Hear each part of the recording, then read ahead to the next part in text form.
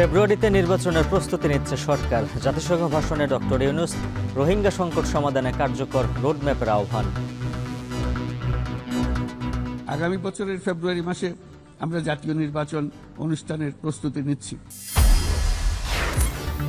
PRA ঐকমত্য না হলে চ্যাপ্টার ক্লোজের হুঁশিয়ারি আমির খসরুর। ক্ষমতায় গেলে দাবি আদায়ে জনগণকে আর রাস্তায় নামতে হবে না বলছে জামাত। এআই অপব্যবহার ও প্রবাসী ভোট নিয়ে নির্বাচনী চ্যালেঞ্জে ইসি। অর্থনীতি চাঙা করতে দ্রুত নির্বাচিত সরকারের তাগিদ সিপিডির। আইন শৃঙ্খলা অবনতির শঙ্কায় খাগড়াছড়িতে ১৪৪ ধারা জারি। উত্তরের ৩ জেলায় বাস বন্ধ, মৌলভীবাজারে রেলপথ অবরোধ।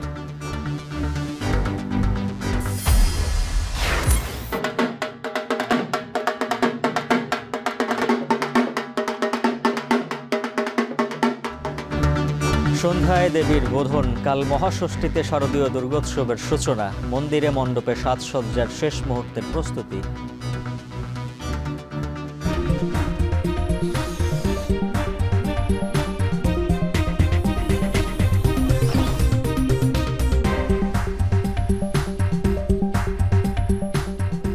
স্বাগত। এখন বিকেলে সঙ্গে আছে মুজ্জুল হাফিজ। শুরুতেই জাতিসংঘের সাধারণ পরিষদের ৮০তম অধিবেশনের খবর। আগামী বছরের ফেব্রুয়ারিতে জাতীয় নির্বাচন আয়োজনের প্রস্তুতি চলছে। পাশাপাশি স্বচ্ছতা, জবাবদিহিতা ও আইনের শাসন নিশ্চিতে নিরবচ্ছিন্নভাবে চলছে সংস্কার কার্যক্রম। জাতিসংঘ সাধারণ পরিষদের অধিবেশনে বাংলায় দেয়া ভাষণে বিশ্ব নেতাদের একথা জানান প্রধান উপদেষ্টা ডক্টর মোহাম্মদ ইউনূস।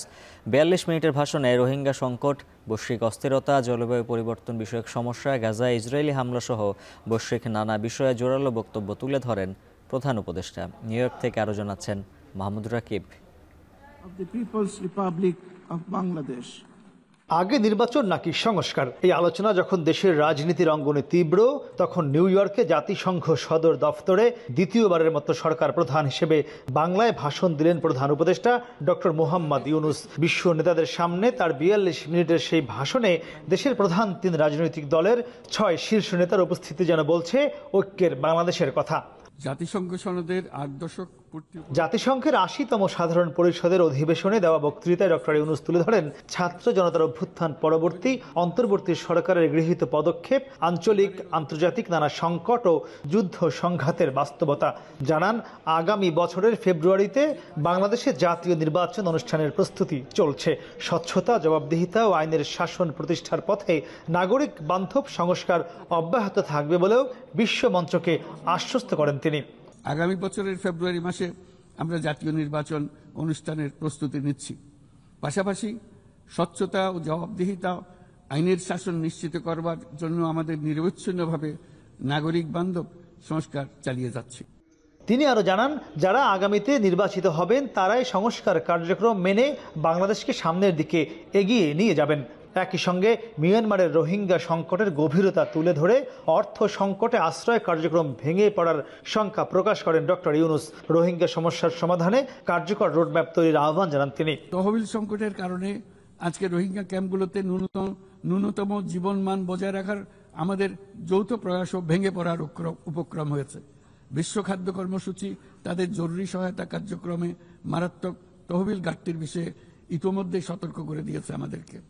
অবিলম্বে নতুন তহবিল জানালে মাসিক রেশন অর্ধেকে নামিয়ে এনে মাথাপিছু মাত্র $6 নামিয়ে আনতে বাধ্য হবে, যা রোহিঙ্গাদের অনাহার ও অপুষ্টিতে নিমজ্জিত করবে। দেশ থেকে পাচার হওয়া অবৈধ সম্পদ ফেরত আনা সরকারের অন্যতম অগ্রাধিকার উল্লেখ করে ডক্টর ইউনূস বলেন, গত ১৫ বছরে শত শত কোটি ডলার বিদেশে পাচার হয়েছে।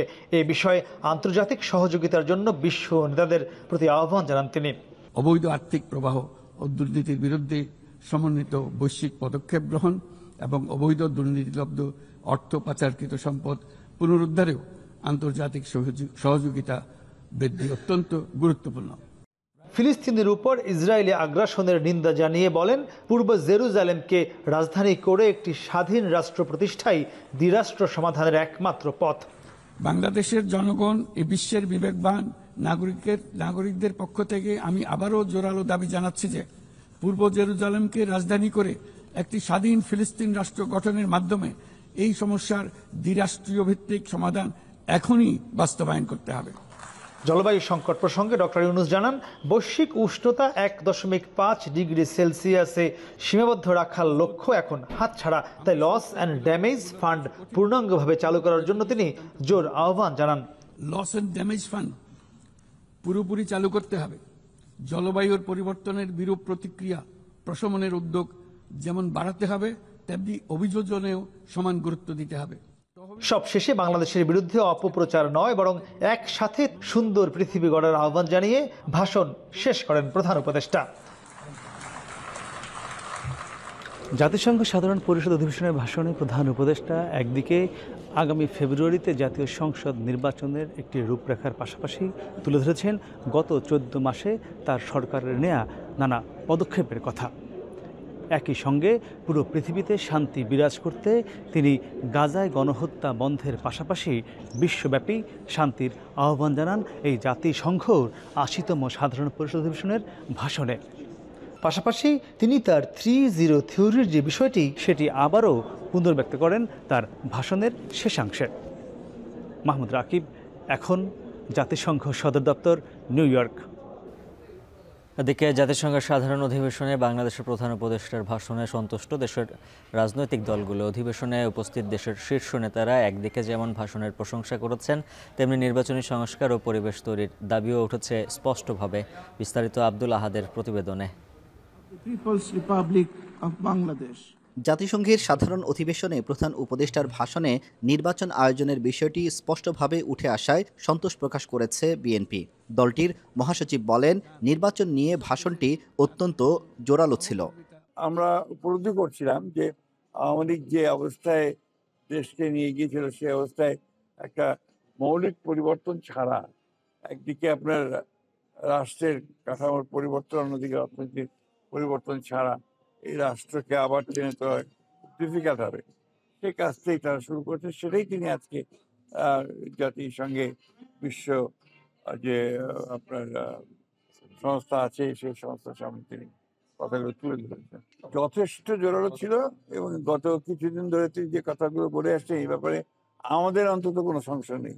এদিকে জামায়াতে ইসলামীর পক্ষ থেকেও এসেছে ইতিবাচক সাড়া। দলটির নায়েবে আমির ডাক্তার সৈয়দ আবদুল্লাহ মোহাম্মদ তাহের বলেন, নির্বাচনের আগে জুলাই সনদ বাস্তবায়ন এবং 2 কক্ষ বিশিষ্ট সংসদে পিআর পদ্ধতি চালু করাই এখন সময়ের দাবি। আমরা এটা বলেছি যে নির্বাচন ফেব্রুয়ারিতে করার ব্যাপারে তো কোনো আপত্তি নেই, কিন্তু তার আগে কিছু বিষয় আছে গুরুত্বপূর্ণ, যেগুলোকে সলভ করা দরকার। যেমন জুলাই চার্টার, যেটা তো জুলাই চার্টার তো আমরা একমত হয়েছি কয়েক মাস ধরে কাজ করে, কিন্তু এটা যদি বাস্তবায়ন না হয় তাহলে একমত হওয়ার তো আর এখানে কোনো বেনিফিট নেই। আমরা 2 পক্ষেই পিআর চাচ্ছি। আপনারা জানেন যে ঐকমত্য কমিশনে 31টা দল আমরা ছিলাম, এর ভিতরে 25টা দল পিআরের পক্ষে। একই সুর জাতীয় নাগরিক পার্টিরও। দলটির সদস্য সচিব আক্তার হোসেন জানান, কেবল নির্বাচন নয়, তার আগে সুষ্ঠু পরিবেশ তৈরি করাই বড় চ্যালেঞ্জ। নির্বাচনের আগে বাস্তব সংস্কার ছাড়া জনগণের আস্থা ফিরবে না বলেও মত তার। ফেব্রুয়ারিতে যে নির্বাচনের সময়সীমার কথা বলা হয়েছে, সেটাকে আমরা ইতিবাচক হিসেবেই দেখি, যদি না তার আগে সংস্কারের যে কার্যক্রমগুলো আছে, বিচারকে দৃশ্যমান করার যে উদ্যোগগুলো সরকার গ্রহণ করার পথে, সেগুলোকে পরিপূর্ণভাবে সমাপ্ত করা হয়, তাহলেই এটাকে আরও গোছানোভাবে নির্বাচনের দিকে যাওয়া সম্ভব হবে। এবং এর আগেই লেভেল প্লেইং ফিল্ড নিশ্চিত করা সম্ভব, এর আগেই বাট প্রশাসনকে নিরপেক্ষ করা সম্ভব। এই 3 দলের এই 3 শীর্ষ নেতা উপস্থিত ছিলেন জাতিসংঘের সাধারণ অধিবেশনের এই ঐতিহাসিক মুহূর্তে। সাংবাদিক ও পর্যবেক্ষকদের মতে এটি বাংলাদেশের রাজনৈতিক ভবিষ্যতের এক ঐক্যবদ্ধ বার্তা। জাতিসংঘে প্রধান উপদেষ্টার ভাষণ শেষে হোটেলে ফিরে প্রতিক্রিয়া জানান রাজনৈতিক দলের নেতারা। জুলাই সনদ সংস্কার সহ কিছু বিষয়ে মতপার্থক্য থাকলেও নির্বাচনের প্রশ্নে একমত সবাই। আব্দুল আহাদ, এখন নিউ ইয়র্ক, যুক্তরাষ্ট্র। আইন অনুযায়ী নিরপেক্ষভাবে কাজ করবে কমিশন, কারো পক্ষে কাজ করার সুযোগ নেই বলে জানিয়েছেন প্রধান নির্বাচন কমিশনার AMM নাসির উদ্দিন। এর আগে ইসি ফজল মোহাম্মদ সানাউল্লাহ বলেন, আগামী জাতীয় নির্বাচন অন্যান্য যে কোনো জাতীয় নির্বাচনের চেয়ে বেশি চ্যালেঞ্জিং হবে। ইসি সচিবালয় কার্যালয়ে নির্বাচন কর্মকর্তা সম্মেলনে এসব কথা বলেন প্রধান নির্বাচন কমিশনাররা। সিইসি বলেন, ফেব্রুয়ারিতে নির্বাচন করতে দৃশ্যমান ও অদৃশ্য চ্যালেঞ্জ মোকাবিলা করে এগিয়ে যাচ্ছে কমিশন। একটি ঐতিহাসিক নির্বাচন জাতিকে উপহার দেয়া হবে। সকালে 11 সংসদ নির্বাচন উপলক্ষে এই সম্মেলন অনুষ্ঠানে ইসি আনোয়ারুল ইসলাম বলেন, কমিশনের মেরুদণ্ড সোজা রয়েছে। ভোট সন্তুষ্ট করতে শতভাগ পেশাদারিত্বের সাথে কাজ করবে কমিশন। ইসি সচিব আখতার আহমেদ বলেন, অতীতের যে কোনো নির্বাচনের চেয়ে আগামীর জাতীয় সংসদ নির্বাচন চ্যালেঞ্জিং হবে। এর মধ্যে কৃত্রিম বুদ্ধিমত্তার অপব্যবহার রোধ ও প্রবাসী ভোট গ্রহণ অন্যতম। আর্টিফিশিয়াল ইন্টেলিজেন্সের অপপ্রয়োগ এটা একটা চ্যালেঞ্জ। আর একটা চ্যালেঞ্জ হচ্ছে আমাদের আউট অফ কান্ট্রি ভোটিং বা in country postal ballot voting system. আপনারা যদি স্বপ্রণোদিত হয়ে কেউ কারো অংশ হয়ে কাজ করেন, সেই দায়িত্ব আপনি নেবেন এবং নির্বাচন কমিশন আপনাকে কোনোভাবে কোনো প্রোটেকশন দিবে না। 31 অক্টোবর পর্যন্ত যারা 18 বছর বয়প্রাপ্ত হবেন তাদের সবাইকে আগামী নির্বাচনের ভোটার তালিকায় আমরা সংযুক্ত করব।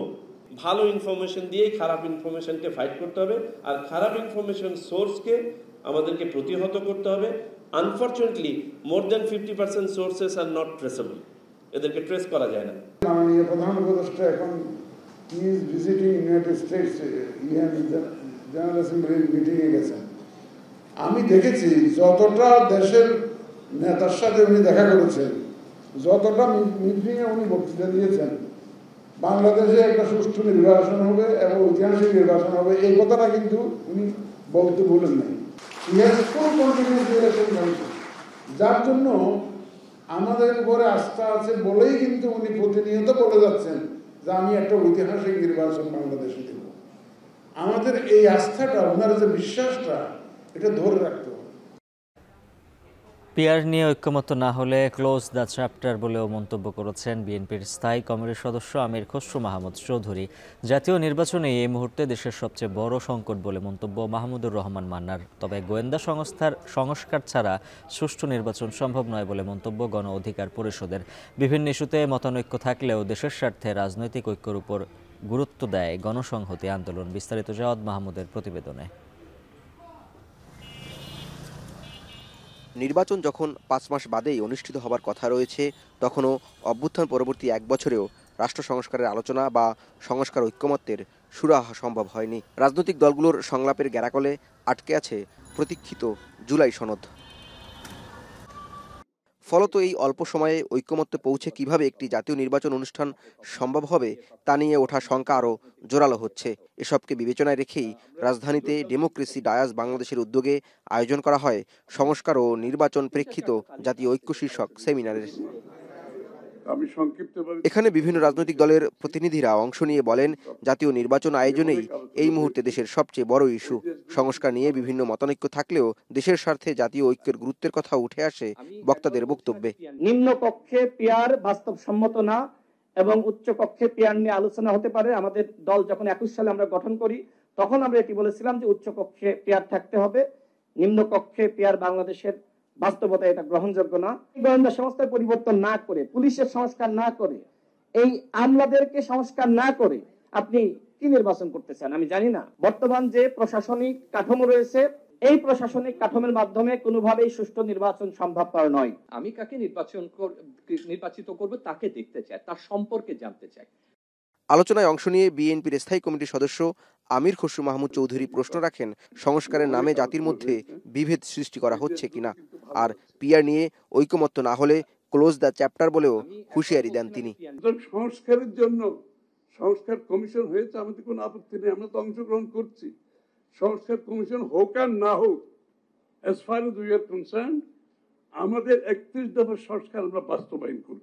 অন্যদিকে সকালে রাজধানীর শেরেবাংলা নগরস্থ জিয়া উদ্যানে ঢাকা মহানগর উত্তর বিএনপির আয়োজনে জিয়া সুইমিং কার্নিভাল প্রতিযোগিতার পুরস্কার বিতরণ অনুষ্ঠানে স্থায়ী কমিটির এই সদস্য বলেন, গদবাঁধা রাজনীতি আর চলবে না, জনগণ বিএনপিকে আদর্শিক দল হিসেবে দেখতে চায়। তারেক রহমান সাহেবের আগামী দিনে স্পোর্টসকে নিয়ে যে স্বপ্ন উনি দেখছেন, এটা হয়তো অনেকে বুঝতে পারছেন না। বাংলাদেশের প্রত্যেকটি অঞ্চলে উনি স্পোর্টস সেন্টার করার জন্য সিদ্ধান্ত নিয়েছেন, প্রত্যেকটি অঞ্চলে। এবং এই স্পোর্টস সেন্টারের মাধ্যমে ক্রিকেট, ফুটবল, সুইমিং, যত ধরনের স্পোর্টস আছে, যার যেখানে যোগ্যতা আছে সবাইকে সুযোগ সৃষ্টি করা হবে। বাংলাদেশের প্রত্যেকটি মানুষ যাতে স্পোর্টসে অংশগ্রহণ করার সুযোগ থাকে, তার জন্য স্পোর্টসকে গণতন্ত্রায়ন করতে হবে। জনগণের মনোজগতে বড় পরিবর্তন এসেছে, তাকে ধারণ করেই আগামী দিনের রাজনীতির উপর গুরুত্ব আরোপ করেন এ নেতা। বাংলাদেশের প্রত্যেকটি মানুষ যাতে স্পোর্টস। জাওয়াদ মাহমুদ, এখন, ঢাকা। দীর্ঘ 16 বছর পর কুমিল্লা দক্ষিণ জেলা বিএনপির দ্বিবার্ষিক সম্মেলন চলছে। জেলার আশপাশ থেকে সম্মেলন স্থলে এসেছেন দলটির নেতাকর্মীরা। বিকেলে ভার্চুয়ালি যুক্ত হবেন বিএনপির ভারপ্রাপ্ত চেয়ারম্যান তারেক রহমান। আরও জানাতে কুমিল্লা থেকে যুক্ত আছেন সহকর্মী মাসুদ আলম। মাসুদ, জানাবেন সম্মেলনের নতুন নেতৃত্ব নিয়ে নেতাকর্মীরা কি বলছেন, আর দলের ভারপ্রাপ্ত চেয়ারম্যান কখন কথা বলবেন?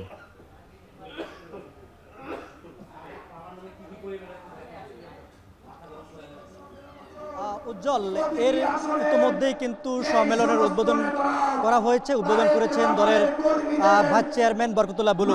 তিনি পতাকা উত্তোলনের মাধ্যমে তার এই যে আজকের সম্মেলন কুমিল্লা টাউন হল মাঠে সেটি উদ্বোধন করেছেন। ইতিমধ্যেই কিন্তু যিনি প্রধান বক্তা সালাউদ্দিন আহমেদ তিনিও উপস্থিত রয়েছেন। এছাড়াও কুমিল্লা দক্ষিণ জেলা বিএনপির এবং কুমিল্লা উত্তর জেলা এবং মহানগরের বিএনপির নেতৃবৃন্দ উপস্থিত রয়েছেন। আজকের যে এই সম্মেলন, এই দ্বিবার্ষিক সম্মেলনকে ঘিরে আমরা দেখেছি যে দীর্ঘ 16 বছরের যে প্রত্যাশা বা যে আকাঙ্ক্ষা, সেটি মনে হচ্ছে যে নেতাকর্মীদের উৎসাহ উদ্দীপনার মধ্য দিয়ে সেটা তারা আজকে সফল করবেন।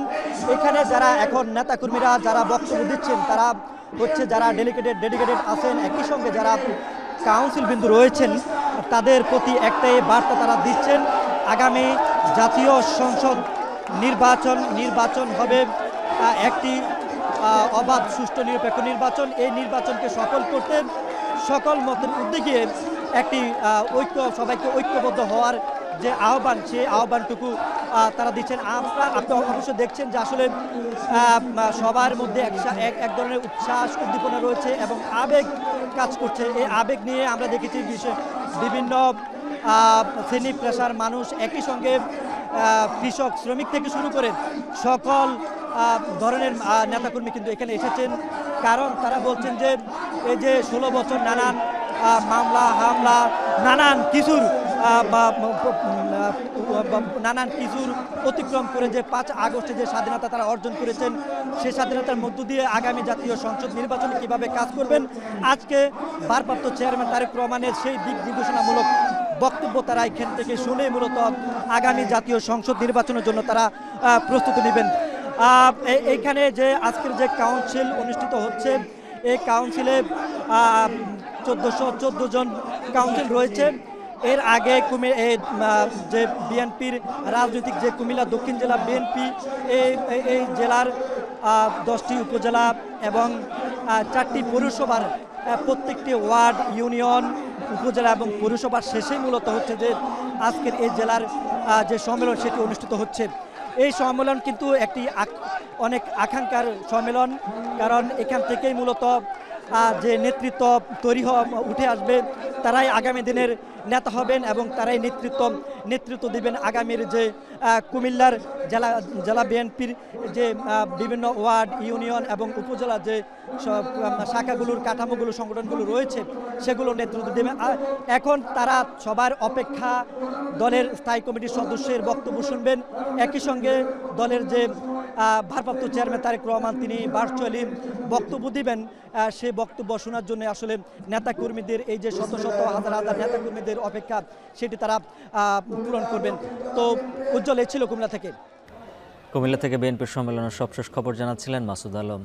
এদিকে জামায়াত ক্ষমতা এলে কোনো দাবি আদায়ে জনগণকে আর রাস্তায় নামতে হবে না বলে মন্তব্য করেছেন জামায়াতের আমির ডাক্তার শফিকুর রহমান। সকালে রাজধানীর কাকরাইলে ডিপ্লোমা ইঞ্জিনিয়ার্স মিলনায়তনে forum of diploma engineers Bangladesh FDAB-র বার্ষিক কাউন্সিল অধিবেশনে তিনি একথা বলেন। এ সময় জামায়াতের আমির বলেন, আগামী 5 বছরে দেশে উন্নয়নের বুলেট ট্রেন চালু না করতে পারলেও উন্নয়নের এক্সপ্রেস ট্রেন চালু করা যাবে।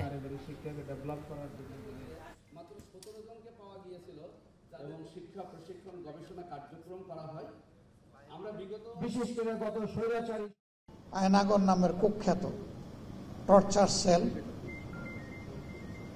এক ধরনের গ্যাস চেম্বারের মতোই যার অবস্থান, এই সংস্কৃতি ফ্যাসিস্ট বিগত সরকারের হাতেই বাংলাদেশে তৈরি হয়েছে। এর আগে বাংলাদেশের এই ধরনের কোনো অভিজ্ঞতা ছিল না। আমরা বিশ্বাস করি 5 বছরে উন্নয়নের বুলেট ট্রেন আমরা চালু করতে পারবো না, কিন্তু ইনশাল্লাহ এক্সপ্রেস ট্রেন আমরা চালু করতে পারবো। নির্বাচনের আগে নির্বাচন কমিশনের স্বচ্ছতা ও নিরপেক্ষতা প্রশ্নবিদ্ধ হয়ে যাচ্ছে বলে মন্তব্য করেছেন এনসিপির উত্তরাঞ্চলের মুখ্য সংগঠক সার্জিস আলম। শনিবার দুপুরে পঞ্চগড় জেলা শহরের একটি কলেজের বিতর্ক উৎসবে এই কথা বলেন তিনি। নির্বাচনে তাদের কাছে স্বচ্ছতা কিংবা তাদের থেকে আমরা যে নিরপেক্ষতা প্রত্যাশা করি, আমরা মনে করি যে সেটা নির্বাচন শুরুর আগেই প্রশ্নবিদ্ধ হয়ে যাচ্ছে। তো সেই জায়গা থেকে আমরা আহ্বান করব এবং আমরা নতুন করে আমাদের জায়গা থেকে আবেদন করেছি। আবার তারা বলল যে তারা এই মার্কাটা তাদের লিস্টে নেই, তো এটা লিস্টে ইনক্লুড করার দায়িত্ব তো তাদের।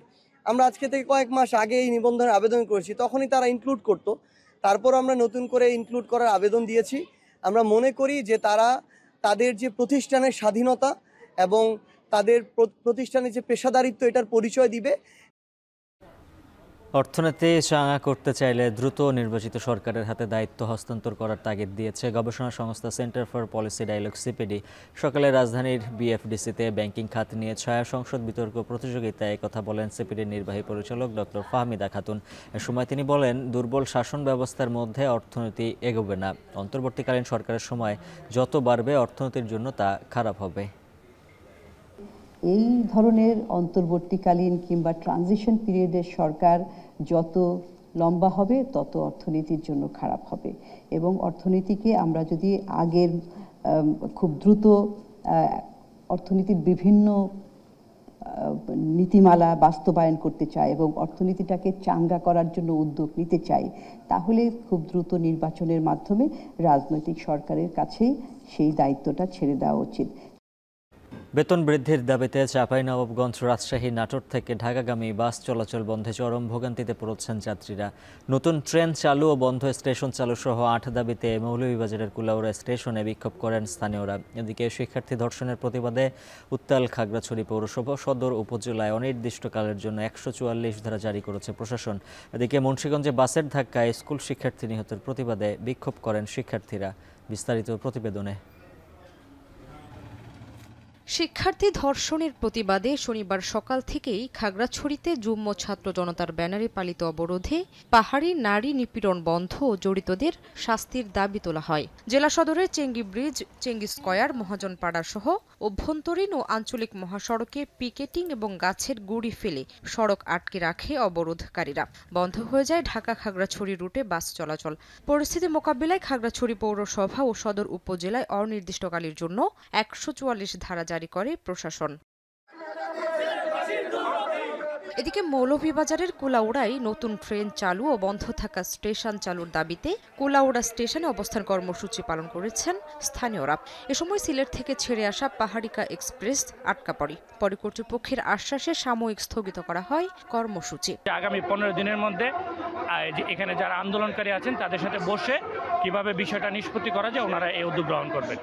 এদিকে বেতন বাড়ানোর ইস্যুতে দ্বিতীয় দিনের মতো বন্ধ আছে চাঁপাইনবাবগঞ্জ, রাজশাহী, নাটোর থেকে ঢাকাগামী বাস চলাচল। চরম ভোগান্তিতে পড়েছেন যাত্রীরা। সংকট নিরসনে গত 23 সেপ্টেম্বর ঢাকায় শ্রমিক ও মালিক পক্ষের যৌথ সভায় রাজশাহী থেকে ঢাকাগামী প্রতিটি ট্রিপে বাড়ানো হয় বেতনের পরিমাণ। কিন্তু সেটি কার্যকর হওয়ার আগেই মালিক পক্ষ বাড়তি বেতন দিতে অস্বীকৃতি জানিয়ে বাস চলাচল বন্ধ করে দেয়। মালিক এবং শ্রমিক তারা যে দণ্ডটা করছে, কিসের জন্য দণ্ড করছে, তারা উভয় পক্ষে বসে এটা মীমাংসা করেনি। এটা সম্পূর্ণ দায়িত্ব মালিক পক্ষের। তাছাড়া আমরা সাধারণ জনগণ, আমাদের তো অনেক ক্ষতি হয়ে যাচ্ছে। কালকে ট্রেনের জন্য অনেক দৌড়াদৌড়ি করে টিকিট পাই নাই, এখন আজকে আসলাম, আজকেও দেখছি ওনারা এখন বন্ধ। বাজার দ্রব্যমূল্য যেভাবে চলে হু হু করে বাড়তে থাকে, কিন্তু আমাদের যে মূল্যটা দেয় কর্ম করে সেটাতে আমাদের সংসার চলে না। আমরা এই সামান্য একটা ব্যাপার, এটা নিয়ে আমরা বসে ঠিক করে দেবো, যেহেতু বড় একটা সমস্যা আমরা সমাধান করে আসলাম। এছাড়া মুন্সিগঞ্জের ঢাকা চট্টগ্রাম মহাসড়কের গজারিয়া এলাকায় বাসের ধাক্কায় স্কুল শিক্ষার্থী নিহতের ঘটনায় সড়ক অবরোধ করে বিক্ষোভ করেন শিক্ষার্থী সহ স্থানীয়রা। পরে প্রশাসনের আশ্বাসে অবরোধ তুলে নিলে যান চলাচল স্বাভাবিক হয়। শামীমা শাম্মী, এখন। গোপালগঞ্জের কাশিয়ানীতে বাস ও ইজি বাইকের সংঘর্ষে 2 নারী সহ 4 জন নিহত হয়েছেন। এই ঘটনায় আহত হয়েছেন শিশুসহ 3 জন। বেলা 12টার দিকে ঢাকা খুলনা মহাসড়কের মাঝিগাতি বাস স্ট্যান্ডে এ দুর্ঘটনা ঘটে। পুলিশ জানায়, খুলনা থেকে ছেড়ে আসা ঢাকাগামী ইমাদ পরিবহনের একটি বাস মাঝিগাতি এলাকায় পৌঁছলে বিপরীত দিক থেকে একটি ইজি বাইকের সাথে সংঘর্ষ হয়। ঘটনাস্থলে এই 2 জন নিহত হন। গুরুতর আহত হয় শিশু ও নারীসহ আরও 5 জন। পরে হতাহতদের উদ্ধার করে কাশিয়ানী উপজেলা স্বাস্থ্য কমপ্লেক্সে নিয়ে গেলে আরও 2 জনের মৃত্যু হয়। আজ পঞ্চমের শুভ লগ্নে বোধনের মাধ্যমে দুর্গাপূজার আনুষ্ঠানিক শুভ সূচনা। মণ্ডপে মণ্ডপে চলছে সাজসজ্জার শেষ মুহূর্তের প্রস্তুতি। এ নিয়ে বিস্তারিত জানাতে বরিশাল থেকে যুক্ত আছেন অমিত হাসান। অমিত, জানাবেন দেবীর বোধন অনুষ্ঠান কখন শুরু হবে এবং এর এবার জেলায় কতটি মণ্ডপে পূজা অনুষ্ঠিত হবে?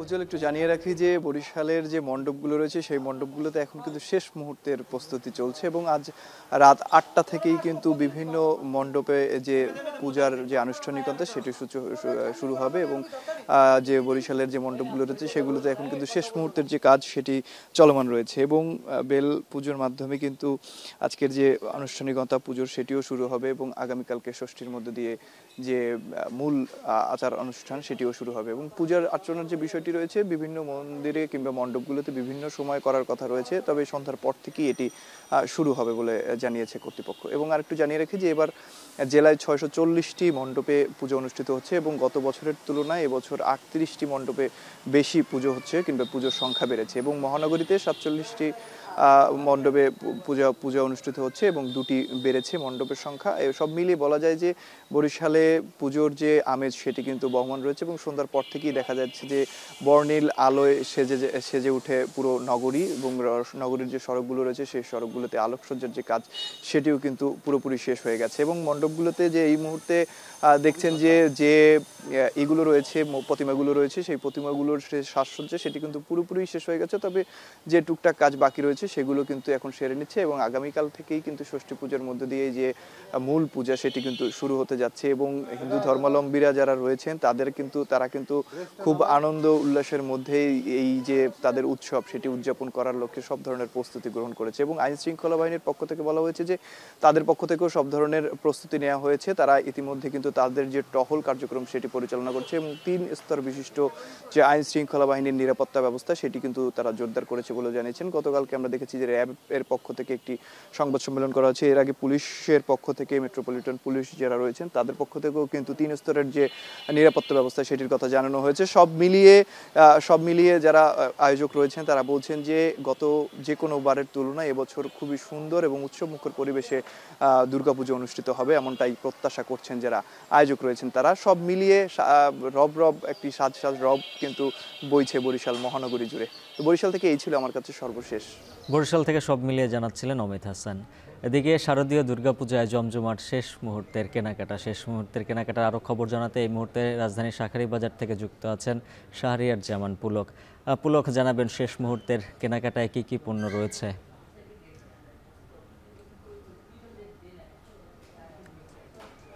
আজ পঞ্চমীর দিন। আজ কিন্তু এই শাঁখারীবাজারে দুর্গাপুজো উপলক্ষে কিন্তু উৎসব মুখর এক পরিবেশ সৃষ্টি হয়েছে। সকাল থেকে আমরা দেখেছি যে ঢাক ঢোলের সুর এবং এখানে যারা বিক্রেতারা রয়েছেন এবং ক্রেতারা রয়েছেন সবাই কিন্তু প্রায় উৎসব মুখর পরিবেশে কিন্তু এখানে যারা ক্রেতারা এসেছেন সবাই কিন্তু এখানে মার্কেট করতে এসেছেন এবং এখানে যে আজ মূলত পঞ্চমীর দিন, পঞ্চমীর মূল আচার শুরু হবে মহাষষ্ঠী থেকে। সেই উপলক্ষে কিন্তু শাঁখারীবাজারে আবহ আজ সকাল থেকেই বেশ জমজমাট এবং শাঁখারীবাজারে সকাল থেকে এখন দুপুর পর্যন্ত বেশ ক্রেতারাই কিন্তু উপস্থিত হয়েছেন, কিন্তু বিক্রেতারা বলছেন যে মূলত যে ভিড়টি শুরু হয় সেই ভিড়টি কিন্তু বিকেলের পর থেকে বিকেল এবং সন্ধ্যা থেকে শুরু হয় এবং যারা এখানে আসছেন নতুন করে তারা হচ্ছে নতুন শাড়ি, কারো হাতে শিশুদের পোশাক এবং আবার কেউ গয়নাও কিনতে কিন্তু শাঁখারীবাজারে উপস্থিত হয়েছেন। ব্যবসায়ীরা যেটা জানাচ্ছেন যে মূলত আজ যারা এসেছেন তারা কিন্তু শেষ মুহূর্তের কেনাকাটার জন্যই আজ উপস্থিত হয়েছেন শাঁখারীবাজারে এবং পঞ্চমীর দিন থেকে কিন্তু মূলত মূল যে কেনাকাটার চাপ সেটা কিন্তু বেড়ে যায় এবং বিশেষ করে বিকেল থেকে রাত অবধি এই এলাকায় মোটামুটি হাঁটা চলা পর্যন্ত কষ্টকর হয়ে ওঠে। আমরা কিন্তু সেটি দেখতে পাচ্ছিলাম একটু আগে কিন্তু এখানে বৃষ্টি হচ্ছিল, বৃষ্টি উপেক্ষা করে কিন্তু শাঁখারীবাজারের যারা ক্রেতারা রয়েছেন ক্রেতারা কিন্তু আসছেন। তারা কাপড়, গয়না, প্রসাধনী আর অলংকারের দোকানে বেশি ভিড় জমাচ্ছেন এবং বিক্রেতারাও যারা রয়েছেন তারা কিন্তু ভিড় সামলাতে হিমশিম খাচ্ছেন। ক্রেতাদের মধ্যে যে উৎসবের আমেজ সেটাও কিন্তু চোখে পড়ছে। ক্রেতারা বলছেন যে কাল থেকে যে ষষ্ঠী, সেই ষষ্ঠী উপলক্ষে কিন্তু বিভিন্ন ধরনের আয়োজন রয়েছে, সেই আয়োজনকে ঘিরে কিন্তু তারা আজ এই মূলত যেহেতু ষষ্ঠী থেকে শুরু হয় মূল আয়োজন, সেই জন্যই হচ্ছে তারা আজ ভিড় জমাচ্ছেন এই শাঁখারী বাজারে। তো এই ছিল আমার কাছে শাঁখারী বাজার থেকে সর্বশেষ। অর্থনৈতিক সম্ভাবনা এই পর্যটনের একমাত্র লক্ষ্য নয়, নিরাপত্তার আনন্দকে মূল লক্ষ্য হিসেবে দেখা জরুরি বলে মন্তব্য করেছেন বেসামরিক বিমান পরিবহন ও পর্যটন উপদেষ্টা শেখ বশিরউদ্দিন। দুপুরে জাতীয় পর্যটন কর্পোরেশনে বিশ্ব পর্যটন দিবস উপলক্ষে আয়োজিত সেমিনারে তিনি একথা বলেন। উপদেষ্টা জানান, পর্যটন মহাপরিকল্পনায় নিরাপদ ও আনন্দময় ভ্রমণ নিশ্চিত করতে সরকার ও অংশীজনদের সঙ্গে কাজ করছে। একই সঙ্গে ভ্রমণকারী ও সেবাদানকারী প্রতিষ্ঠানগুলোকে দায়িত্বশীল হওয়ার আহ্বান জানান তিনি। সেমিনারে পরিবেশগত ভারসাম্য রক্ষার দিকে নজর দেওয়ার তাগিদ দেন পর্যটন কর্পোরেশনের চেয়ারম্যান সাইমা শাহিন সুলতানা।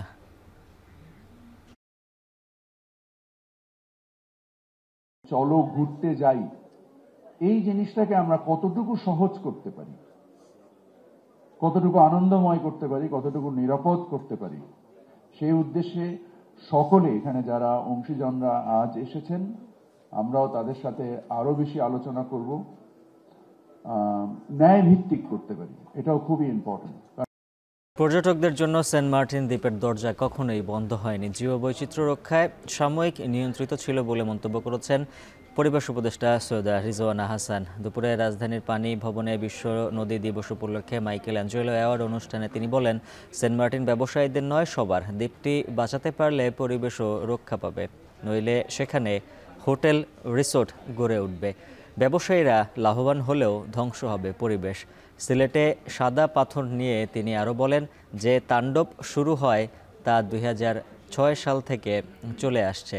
জনমতের চাপে প্রশাসন বাধ্য হয়েছে পাথর উত্তোলন বন্ধে ব্যবস্থা নিতে। সিলেটের পাহাড়ি স্রোতধারা রক্ষায় মাস্টার প্ল্যান নেওয়া হয়েছে, যেখানে সহযোগিতা করছে নেদারল্যান্ডস। জানুয়ারির মধ্যে কাজ শুরুর আশ্বাস দেন তিনি। লাদাখকে রাজ্যের মর্যাদা দেওয়ার দাবিতে চলা আন্দোলন থামাতে অঞ্চল জুড়ে কারফিউ জারি রয়েছে। বন্ধ করে দেয়া হয়েছে মোবাইল ইন্টারনেট পরিষেবা। পুরো লাদাখ জুড়ে থমথমে পরিস্থিতি বিরাজ করছে। বিক্ষোভে উস্কানি দেওয়ার অভিযোগে শুক্রবার সমাজকর্মী সৌমম ওয়াংচুংকে গ্রেপ্তার করেছে পুলিশ। এরপর থেকে আরও বেশি সতর্ক অবস্থানে মোদি প্রশাসন। তহিদুর রহমানের প্রতিবেদনে বিস্তারিত। পূর্ণ রাজ্যের মর্যাদার দাবিতে বুধবার বিক্ষোভ সহিংসতায় 4 জনের প্রাণহানির পর ভারতের কেন্দ্রশাসিত অঞ্চল লাদাখে এখনও থমথমে পরিস্থিতি বিরাজ করছে। দুশ্চিন্তায় সময় কাটছে মোদি প্রশাসনের, যার কারণে 24 সেপ্টেম্বর বিকেলে লেহ ও কার্গিল শহরে জারি করা কারফিউ এখনও অব্যাহত। শহর দুটির গুরুত্বপূর্ণ পয়েন্টগুলোতে জোরদার করা হয়েছে টহল ও নজরদারি। লাদাখকে রাজ্য করার জোর দাবিতে সোচ্চার লাদাখ অ্যাপক্স বডি এবং কার্গিল ডেমোক্রেটিক অ্যালায়েন্স নামে দুটি সংগঠন। তবে আন্দোলনের নেতৃত্ব দেওয়া অন্যতম পরিচিত মুখ হওয়ায় মোদি প্রশাসনের নিশানায় ম্যাক্সেসে পুরস্কারপ্রাপ্ত লাদাখের শিক্ষাবিদ ও সমাজকর্মী সোনম ওয়াংচুক। তাকে নিয়ে নির্মিত হয়েছিল আমির খানের 3 ইডিয়টস সিনেমাটি। বিক্ষোভে উস্কানি দেওয়ার অভিযোগে শুক্রবার এই সমাজকর্মীকে গ্রেপ্তার করেছে পুলিশ। লাদাখে বর্তমানে উত্তপ্ত পরিস্থিতির জন্য ওয়াংচুককে দায়ী করছে নরেন্দ্র মোদীর নেতৃত্বাধীন বিজেপি সরকার। এর জন্য গ্রেপ্তার ছাড়াও ওয়াংচুকের students educational and cultural movement of লাদাখের নিবন্ধনও বাতিল করা হয়েছে। এমনকি তার প্রতিষ্ঠানটির বিরুদ্ধে অবৈধ বিদেশি অনুদান সংক্রান্ত একটি অভিযোগের তদন্তও শুরু করেছে ভারতের কেন্দ্রীয় গোয়েন্দা সংস্থা সিবিআই। ফলে বিদেশ থেকে আর কোনো তহবিল গ্রহণ করতে পারবে না ওয়াংচুকের দাতব্য প্রতিষ্ঠানটি। এই অবস্থায় যাতে আন্দোলন পরিস্থিতি আরও বেগবান না হয়, সেজন্য লাদাখে মোবাইল ইন্টারনেট পরিষেবা বন্ধ করে দিয়েছে কেন্দ্রীয় সরকার। গ্রেপ্তার হওয়ার আগে ওয়াংচুক গণমাধ্যমকে জানিয়েছিলেন, রাজ্য মর্যাদার দাবিতে হওয়া আন্দোলনে বড় অংশই তরুণ প্রজন্ম। দীর্ঘদিন অনশনের পর মোদি প্রশাসন আলোচনার জন্য দিন ধার্য করেছিল 6 অক্টোবর। এত দেরিতে বৈঠকের দিন ধার্য করায় বুধবার অনশন ও বিক্ষোভকারীদের ধৈর্যের বাঁধ ভেঙে যায়। তাদের দমাতে পুলিশ গুলি চালালে পরিস্থিতি সহিংসতায় রূপ নিয়েছিল বলেও দাবি করেন ওয়াংচুক। 2019 সালে বিজেপি সরকার লাদাখকে জম্মু কাশ্মীর থেকে আলাদা করে কেন্দ্রশাসিত অঞ্চল ঘোষণা করে।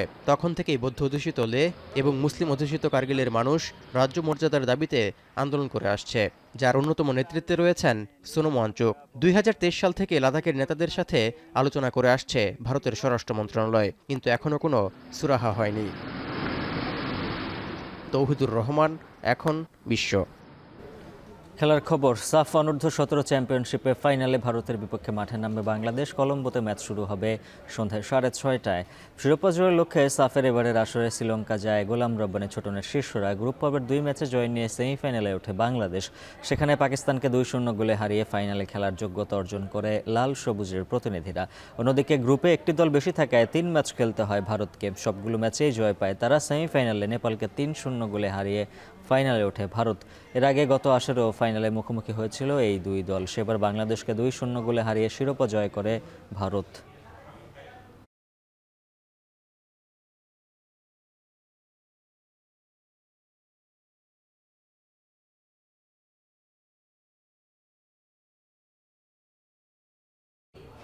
এখন বিকেল শেষ করার আগে শিরোনামগুলো জানিয়ে দিচ্ছে আরও একবার। ফেব্রুয়ারিতে নির্বাচনের প্রস্তুতি নিচ্ছে সরকার। জাতিসংঘ ভাষণে ডক্টর ইউনূস রোহিঙ্গা সংকট সমাধানে কার্যকর রোডম্যাপের আহ্বান।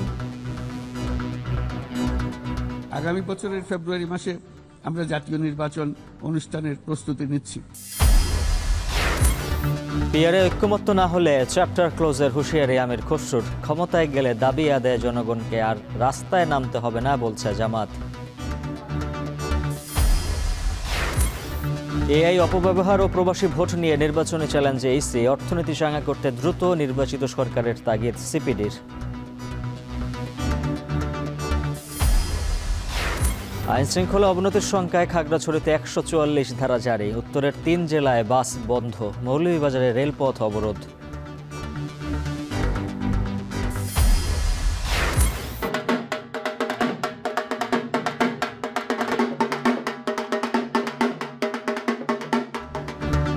সন্ধ্যায় দেবীর বোধন। কাল মহাষষ্ঠীতে শারদীয় দুর্গোৎসবের সূচনা। মন্দিরে মণ্ডপে সাজসজ্জার শেষ মুহূর্তের প্রস্তুতি।